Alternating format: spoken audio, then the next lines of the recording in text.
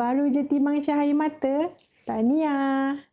Tapi tahu tak seawal umur berapa sebenarnya baby korang dah boleh ada medical card sendiri? Baby seawal 14 hari dan belum ada rekod hospital, itulah waktu paling emas. Underwriter akan luluskan status pass as quote dengan mudah.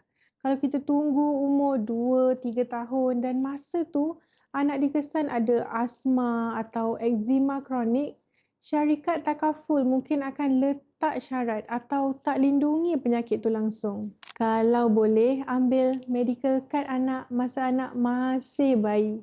Masa rekod kesihatan masih clean. Biasanya masa ni paling mudah nak dapat coverage penuh tanpa pengecualian.